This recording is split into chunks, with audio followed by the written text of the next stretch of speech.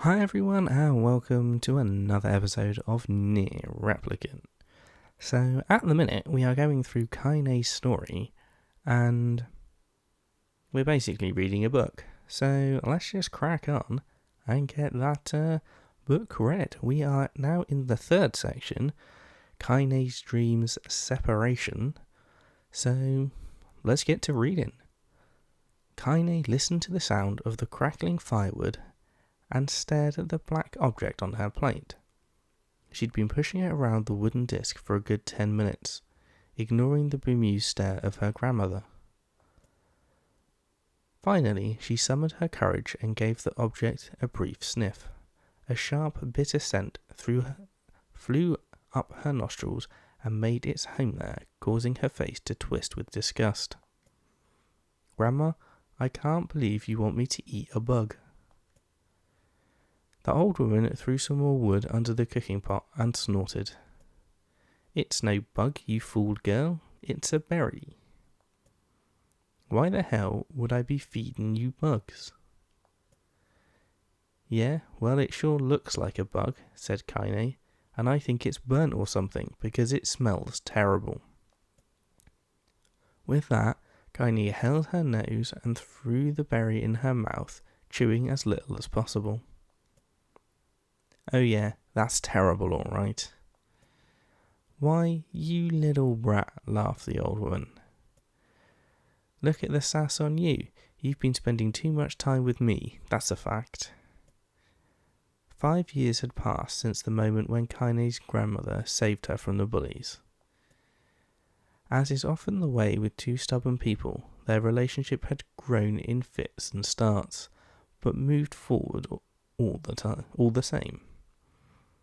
Meals that used to be sombre affairs were now filled with laughter and hurled abuse in equal measure. Kaine could not remember a time when she had been happier. As the years went by, Kaine started to shoulder more and more of the daily responsibilities. Her grandmother's legs grew weaker by the day, and she could no longer do many of the chores she used to take for granted. And so this morning found Kaine lacing up her work boots with a breakfast of burnt berry rolling through her belly. "Where are you going today?" asked Grandma suddenly. Kaine looked up surprised. The old one rarely asked for specifics anymore. "Well, I was going to check out the kelma trees and see if they were ripe. I thought we could make some jam or something. Oh, and I'm going to pick up some flagstones, so I need to take the wheelbarrow." "Flagstones? What the hell for?" Kaine stared at her grandmother and held out an arm and swept it around their home. Constructed mostly of cloth, rope and rubble, the old place sagged like a boxer in the final round. "Grandma, a dying cat could chew through this house. I'm going to build a stone wall so we have some protection." The old woman laughed, exposing her toothless grin to the world. "God damn, girl. If a bunch of thieves want to ransack this old place, let them come. We got nothing worth stealing anyway." "I'm not worried about thieves, I'm worried about shades. People saw one west of the village yesterday." The old woman tilted her head and stared at her granddaughter. "Well, shoot. I don't know why you have to do it today. We can worry about it some other..." "Grandma, no. If I don't get to the kelma trees, we won't eat tonight, you know that." A confused expression passed across the old woman's face, and for a moment she was a small child lost at a carnival. Yes, she said after a bit. "Yes, of course you're right. I'm sorry, Kaine. Lately it seems my mind is..." She didn't finish the thought, instead walking over to her nightstand and gently taking the wreath of lunar tears from the drawer. The flower's petals had aged to a brilliant whiteness, and Kaine thought it was more beautiful now than the day she first received it. "You're gonna be a true woman soon," Grandma said as she placed the flowers on the girl's hair. "So that means less chatter about shades and build in defensive walls, and more talk about how beautiful you've become. Annoyed, Kaine reached up to remove the garland, but the look on her grandmother's face stopped her hand. "You're a beautiful thing," said the old woman, "and there ain't another like you in the world. I'm very proud of you." "Okay, Grandma, that's enough goddamn compliments for one day." "Such a mouth on you, where did that come from?" "Gee, I wonder." "I'll teach you to sass me, girl," yelled Grandma. Suddenly, she lurched forward and grabbed Kaine by the ears, pulling her around the room with a crazed grin on her face. "Grandma," yelled Kaine in a quaking voice. "Grandma, stop it! What the hell?" The old woman stared at her and blinked, then slowly held her wrinkled hands out as if it was the first time she had ever seen them. Oh, I don't know what happened there. I'm sorry, girl. Sometimes my mind just..." Kaine thought the look on her grandmother's face was the most heartbreaking thing she'd ever seen. "Listen," she began, "maybe I should stay home after all." "No, I won't have you stay here to keep an eye on an old codger like me.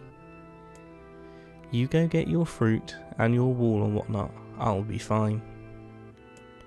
And when you come back, I'll have a nice grasshopper dinner waiting for you." Kaine rolled her eyes, then kissed her grandmother on the forehead and made ready to depart, trying desperately to ignore the worry that was gnawing at the walls of her heart.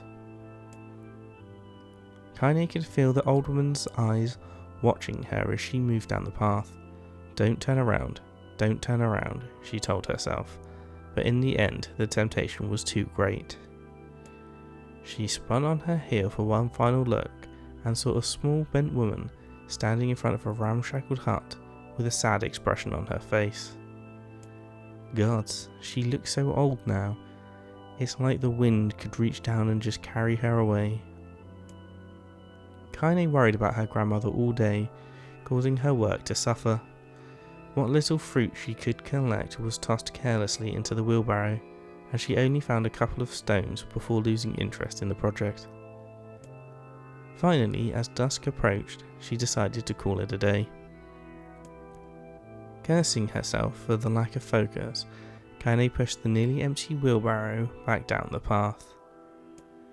As she crested the final hill, she suddenly froze in place. The wheelbarrow fell from her fingers and collapsed on its side, sending a few pieces of wrinkled brown fruit rolling back down the hill. Her gaze was transfixed by a thick black cloud that hovered just ahead. Tracing its path with a finger, Kaine suddenly felt her stomach knot in on itself. No, oh God, no. Her grandmother's house was ablaze, the flames licking up as if trying to touch the sky itself. "Grandma? Grandma!" Kaine ran then, faster than she'd ever moved in her life.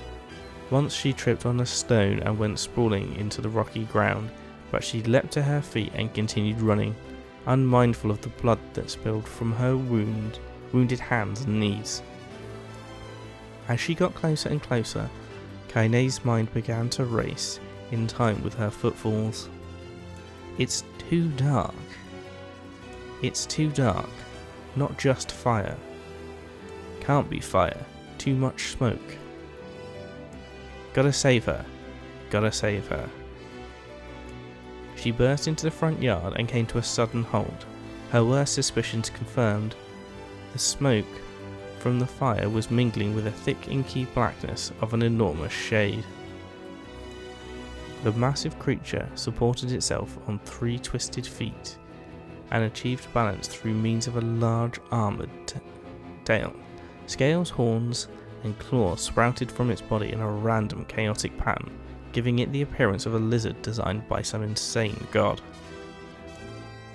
Seeing Kaine, it let out a roar and flicked its tail, sending small whirlwinds spinning around the yard.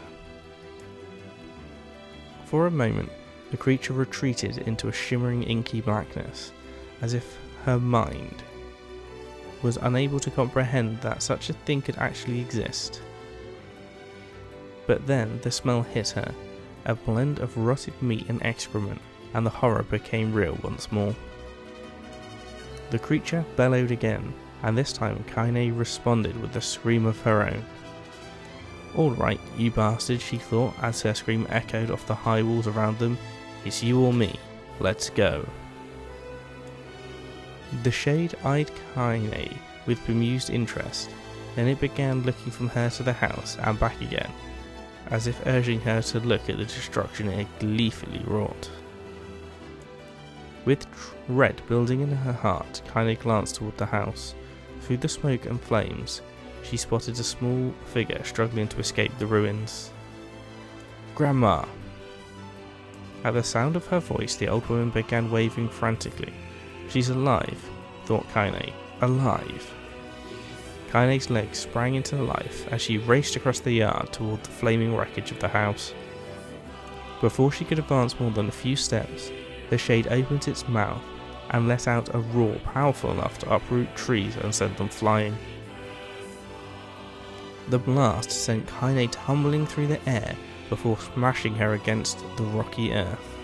Stars danced in front of her eyes as she tried to remember how her legs worked. Get up.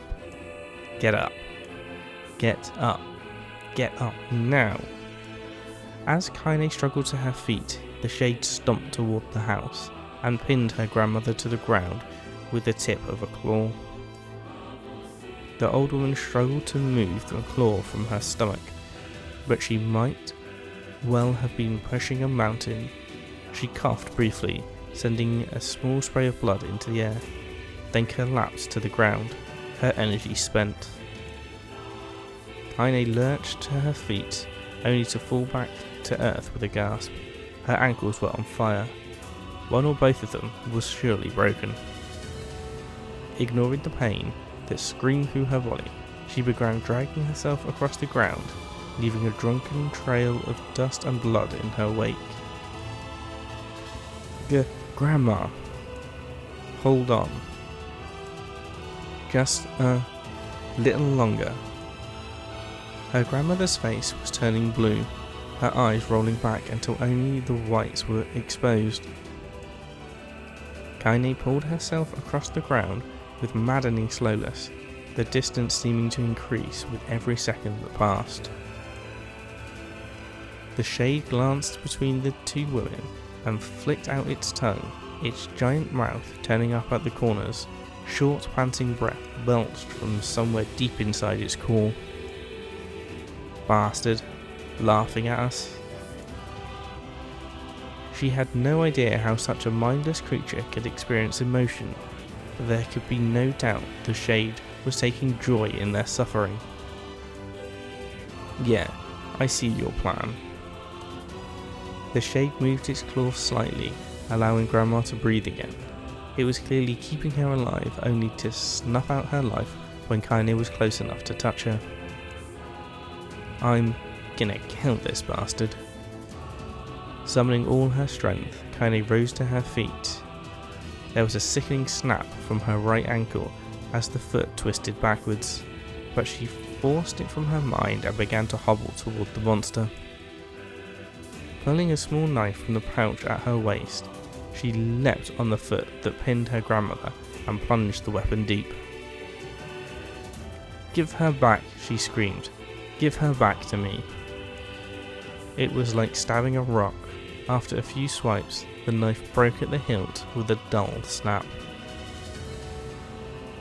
The shade panted laughter again, then rose its tail and sent it rushing through the air toward the young girl that was latched to its foot. Kaine never had a chance. The tail struck her square in the chest and sent her crashing into the burning wreckage of the home. As she lay on the ground, with blood pouring from multiple wounds, a small weak voice spoke up. Kaine? Kaine's vision blurred, but she forced herself to focus on the sound. Finally, her eyes cleared enough for her to make out her grandmother's hands reaching out to her through the smoke. Grandma? Kaine, you gotta run. You can't best this one. Kaine grabbed her hands and held on with all her strength. Grandma? Come on. We have to go. The old woman coughed loudly. One of her hands, slick with blood, slipped from Kaine's grasp and thumped to the ground below. Grandma? No. No. I said run, goddammit. You have to live. You have to get through. The thought would stay forever unfinished. Before she could say another word, the shade's clawed foot descended, smashing through the remains of the roof and down upon the shattered figure of the old woman. Blood oozed from gaps in the creature's toes as the terrible putrid smell assaulted Kaine's nose once again. She stared at the foot, dumbfounded, convinced that what she was seeing could not possibly be real. When the creature finally lifted its appendage, all that remained underneath was a twisted, unrecognisable mass of rubble and red. Her grandmother was gone. Kaine blinked, trying to feel the hands which had been in hers just a moment before. For a fleeting instant, she could remember the warmth of that embrace, the trembling of the fingers, but then the sensation drifted away on the breeze and was gone. Memories flashed through Kaine's mind, one after the other, faster and faster, until they became a meaningless jangle of noise. Kaine screamed then, a thunderous sound that echoed off the cliffs and seemed to roll away forever. The shade eased forward, black ichor pouring from its mouth and dissolving into smoke on the ground below. The earth shook with every step as it crept towards its prey. Kaine's body slowly rose as if controlled by a mad puppet master. Her arms and legs were bent at impossible angles. Her head lolled dangerously to the side, yet somehow she managed to stand.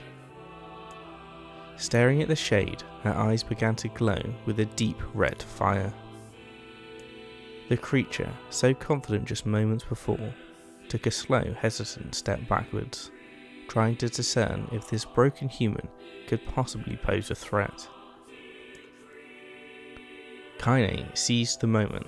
Laughing like a madwoman, she leapt into the air and plunged the shattered hilt of her knife deep into the leg of the shade.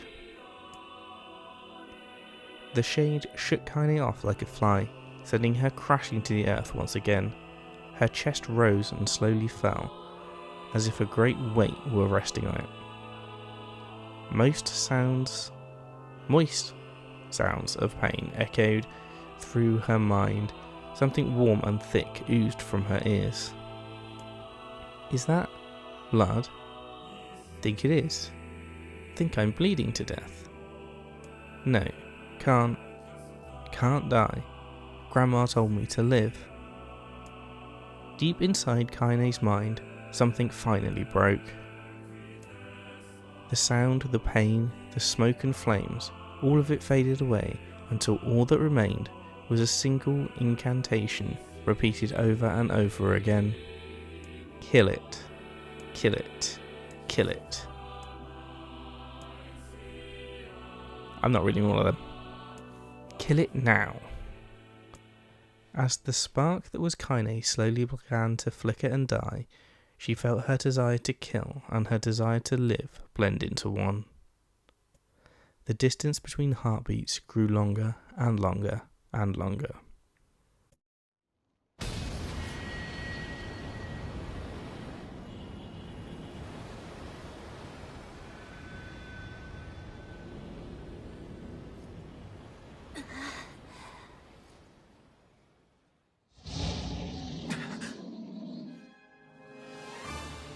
The beast approaches.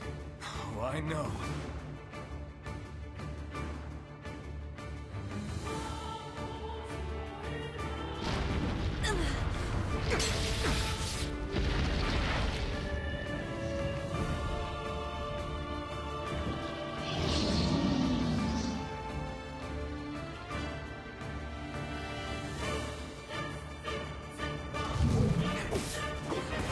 Well, okay, I didn't expect to be playing as my character again. So we've just... What anger this creature must have. How did it even survive these past 5 years? Not gonna let this happen again. It dies today. Well, yeah, of course it does. It's not the blade, but the skill of the user. Strike it down.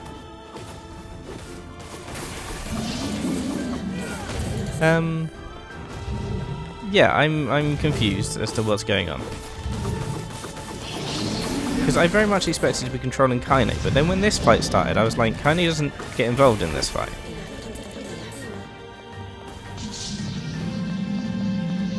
So are we going to play Kaine after this fight? Is it just going to go into more reading simulator? I don't know what's going to happen.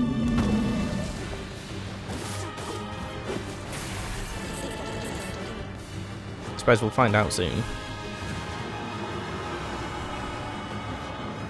At least I actually got to play a game rather than just read a story.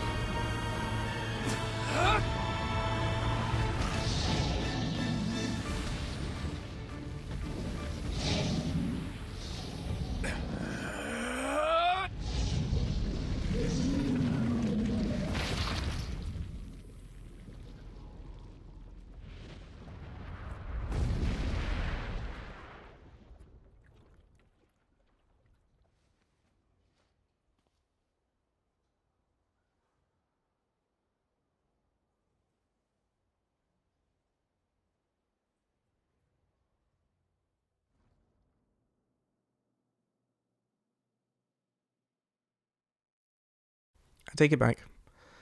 So, Kaine's dream encounter. So, I get to play for 30 seconds. Actually, it might be 90 seconds, to be fair, and now we're back into reading a book. Fair enough. Gently, weakly, softly, the shade, sure that its tormentor was dead, turned and stomped off toward the horizon, stopping along the way to bellow one final roar. Couldn't kill it. Shame beyond imagining, Kaine tried to turn her head to the side, but only succeeded in coughing up a huge got of blood. It was getting difficult to see, and only after a moment of fierce concentration did she realise that her left eye was gone. Gone? She had both eyes in the game. Is that the Watson that healed her, like the shade that was inside her? Laughing to herself, she turned her remaining eye to the ruins of her home and noticed a ragged stump of arm resting a few feet away. Yeah, that's mine, she thought with a mad giggle. This is going to make clapping a real bitch.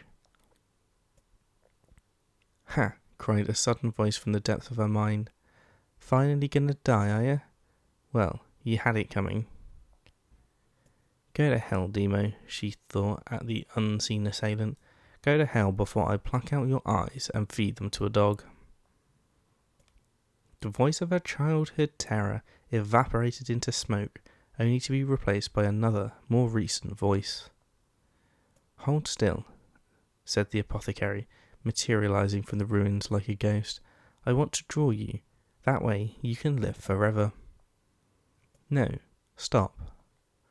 Don't want to live forever. Want to die right here. I see, he said quietly.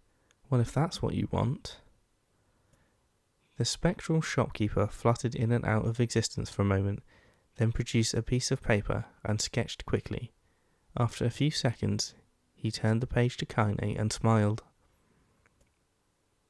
Since you rejected my offer, I decided to draw someone else.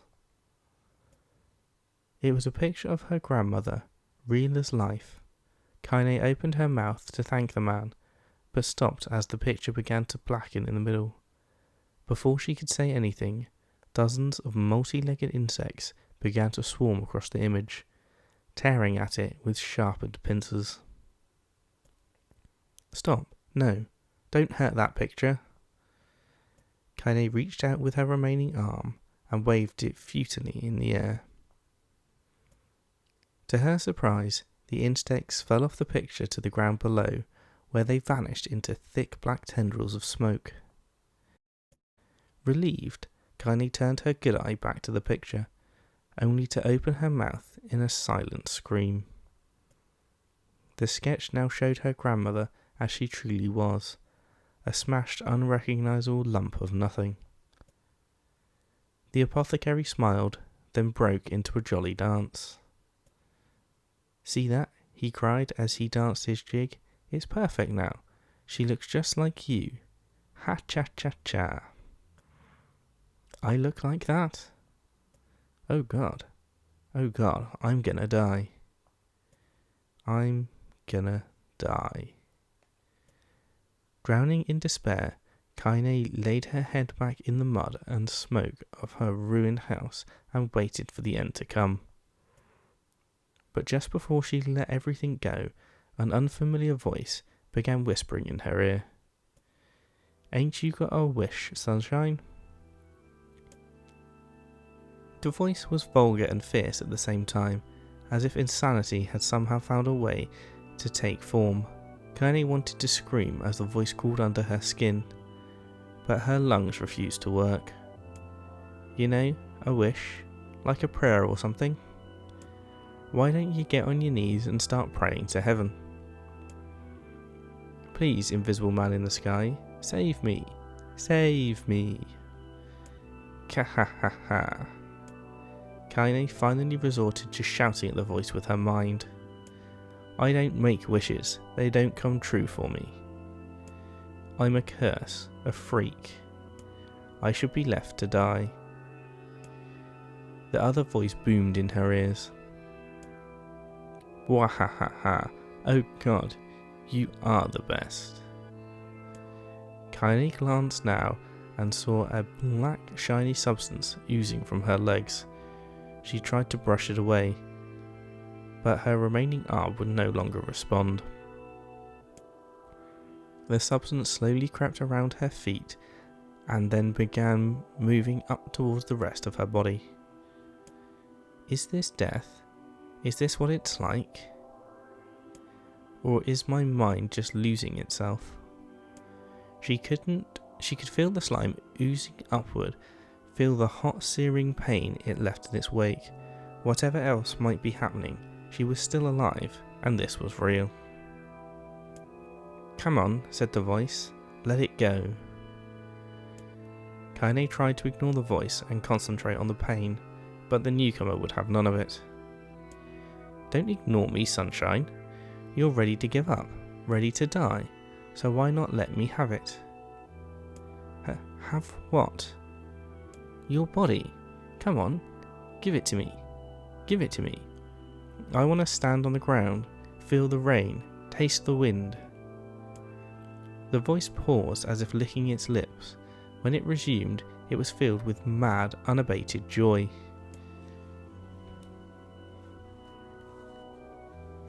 "And I want to take your hands and use them to choke the goddamn life out of people. I want to tear out their throats and bathe in the blood, just like before." In response, Kaine shifted her head and vomited. The warmth of it crept down her front and mingled with the pain of the encroaching black ooze. "Are you a shade?" "Yeah, maybe. What of it?"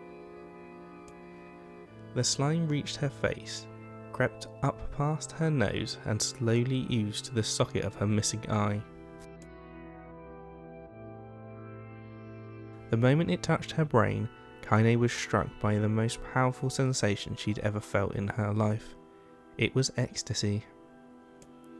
She wanted to scream with delight, but all she could manage was a small whispered moan. "Feels good, don't it?" asked the voice with a chuckle. "Yeah, what can I say? I know how to please the ladies. Now, give me that body. Come on, give me the body and I'll give you more of this feeling. It's a fair trade." A black lump began to protrude from Kaine's side. As she watched, it grew longer and thicker, eventually taking the form of her missing arm. "I can see better," she thought. "My eye must be growing back too." The slime reached up to envelop the rest of her face, but she managed to brush it away. Stop, she whispered, marvelling at how she had regained her voice. Stop. The black youth hesitated, as if considering this request, then quickly shimmered down her body before disappearing in a cloud of smoke. Ah, what the hell, Sunshine? Screamed the voice. We had a deal. I thought you wanted to die. Grandma said, can't die yet. A brief image of her grandmother, bloodied and broken, flashed before her eyes. She saw the shade that had killed her and heard its mocking laughter, then closed her eyes and forced the image from her mind. Her whole body was quaking with rage. When she opened her eyes again, they burned bright red. That thing took my grandmother. I have to kill it before I die. Kaine glanced down and saw a mysterious pattern, the pattern of the shades, burn itself into her left arm. Well, I'll be damned, said the voice cheerfully. Look at that, Sunshine. I think you and me are going to be good friends now. Kaine stared intently at her arm. The more emotional she felt, the more the letters seemed ready to puncture her skin and begin infecting the rest of her body. The arm clearly had a will of its own now. Stop. Gotta stop. Holding her left arm in her right, Kaine took a deep breath and tried to calm herself. Come on, don't fight it, pleaded the voice. Hate's my favourite dish, and I'm hungry. Let it go. Feel the anger. Burn with the fire of revenge. Thirst for blood. Then go out there and... Shut up. Shut up and get the hell out of my body. Your body? Oh, that's rich, Sunshine. Real rich. Look, why don't you just up and die so I can have this body all to myself? What do you say? I bet those buddies of yours in the Eyrie would love to see you dead. Kaine grabbed a nearby shard of glass and tried to saw off the shade's infected portion of her side. Before she could, her darkened left arm grabbed her right wrist, crushing it. Kaine screamed and dropped the shard as the sound of bone crunching on bone filled the air. Kahaha, stupid idiot girl. You're possessed now, Sunshine, and there ain't no going back. The voice laughed again, a loud, long wail that seemed to go on without end. Possessed? Whispered Kaine. Yeah, possessed. You and me. We got what you might call a timeshare arrangement. Remember how folks used to think you were a freak? Well, wait and they'll get a load of you now. Wait till they get a load of you now. Kaine looked up, tears in her eyes. The sky seemed smaller somehow, darker. This is because of that shade. Is this how they see the world? So, listen, purred the voice. I know this whole possession thing seems a bit sudden, but it ain't all bad. There's plenty in it for you too. I'm a very powerful creature, Sunshine, and now that power belongs to you. You got enemies? People you want to kill? I can make it happen. That little fat kid who kept picking on you? That big old shade that squashed your granny? We'll wrap them up in their own arseholes. To be excessive. No more abuse for you, Sunshine. No more pain. Wait, said Kaine. You're a shade. Why would you help me kill another shade? What, you think I'm some kind of racist? Some killing snob? I don't give a goddamn who you murder, honeypants. I just want to drink from the well. Kaine considered this as she struggled to her feet, the power of the shade coursing through her. The smoke from her house was drifting away with the wind, and she enjoyed the way the cool evening breeze felt on her new left arm. After a long pause, the voice spoke up again. So, how about it? You and me, we could have some good times together. Look, I'll even take care of the bloody part if you don't want... Fuck off, arsehole, muttered Kaine. I'll handle the killing. Kahaha, screamed the voice. Look at you go. Oh, sunshine, we're gonna have so much fun.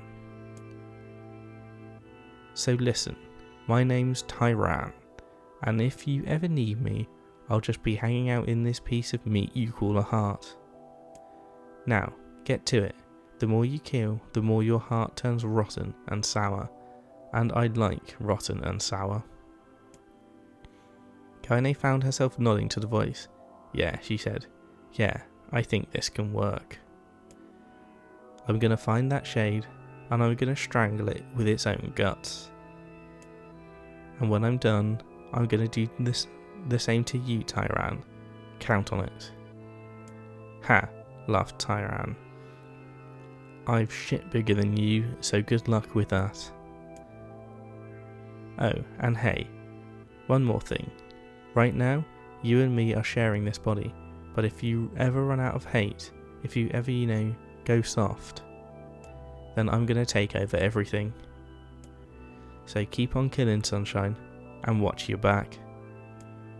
The voice grew fainter and gradually faded away, fading to somewhere deep inside Kaine herself. Kaine waited until she was sure the voice was gone, then waved her new left arm around a few times. It feels perfectly normal, she thought. It feels like mine. Desperately, she began poking and prodding at the new limb, determined to find something wrong with it. She didn't want it to feel normal. It would mean the creature inside her had already won. I am not a shade. I am Kaine. Repeating this mantra in her mind, she slowly began digging through the rubble of her house, being careful to ignore a certain red-stained spot in the corner. Finally, after what seemed like an eternity of heartbreaking work, she found what she was looking for. It was the wreath of lunar tears. Though it had been through hell and back, the garland's petals were as bright as ever. Kaine started to place it in her hair, then slowly lowered the wreath and stared at it. I'm sorry, Grandma. I'm so sorry. But I don't deserve to wear this anymore. I'm possessed, corrupted, a freak. And this time, I don't think there's any going back. Holding the flowers to her heart, Kaine fell to the ground and sobbed. As night gradually lightened to dawn, and the people of the area arose to their daily lives, she remembered in that position as if tears could somehow wash away the horror that now infected her world.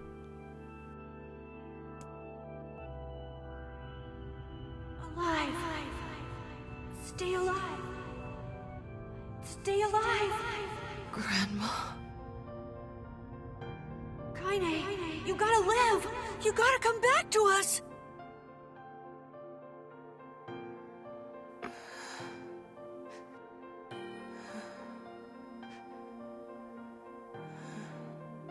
Oh, hey.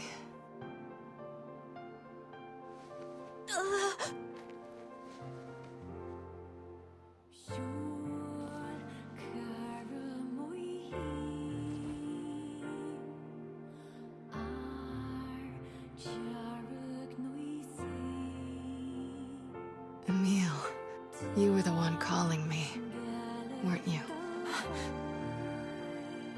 You still recognize me? Of course. I knew you right away.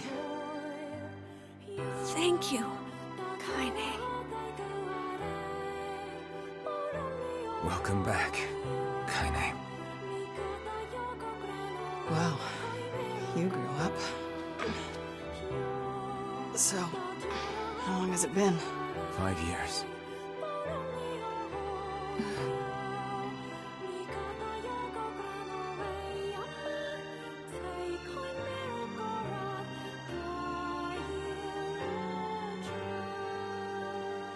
Shit. That's a long time. Any luck with Yona? We are still no closer to finding her. We need a way to locate the Shadow Lord. By the way, this is for you. Is that a lunar tear? It's not as good as your grandmother's, but I tried. No, it's great. Thank you.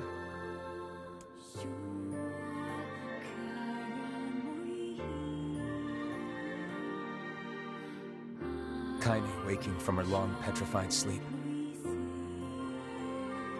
Emil's unflagging kindness. Our reunion was a happy one, and we let it wash over us like rain.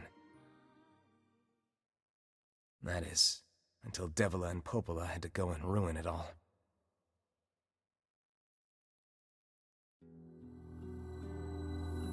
Are you kidding me?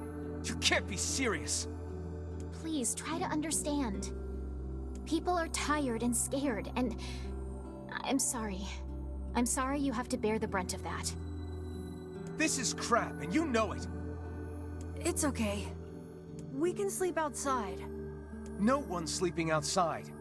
You and Kaine saved this village, and now they want to run you out? People are afraid of us. And really, I understand. I mean, look at me. As long as you're still with us, I can deal with it. Right, Kaine? I'm used to sleeping outside. But... We'll see you later. Sorry about this.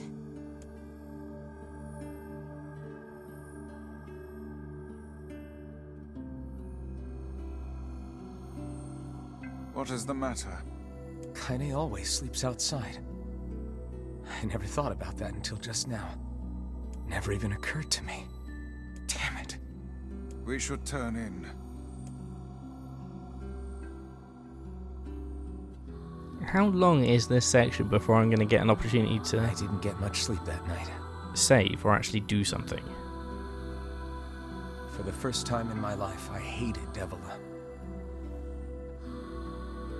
For the first time in my life, I doubted Popola. But those feelings are pointless in the end.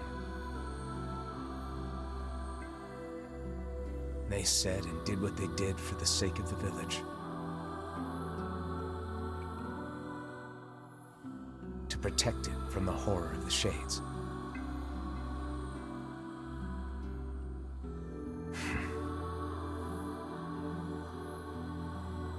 Really, how can I blame Devila and Popola?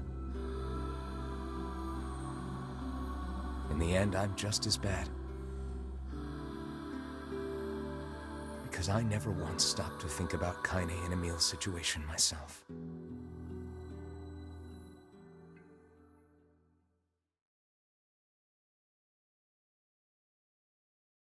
Well, loading seems like a good thing. Please give me some kind of gameplay. Actually, just give me the ability to save quick. That's what I really need.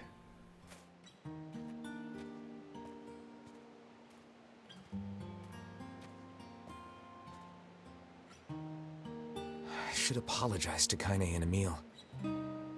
But... what good would that even do? I got a fire going, Kaine. Wait, is that... Campfires are weird. I'm so happy to get to talk to you again, Kaine.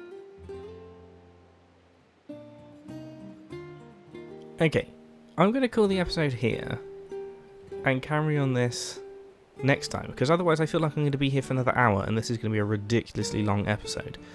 So hopefully next time we'll get through this cutscene and we'll have an opportunity to actually sort of play some actual gameplay again. So if you enjoyed this one, hit the like button below, let me know what you thought in the comments, and join us next time for the next one.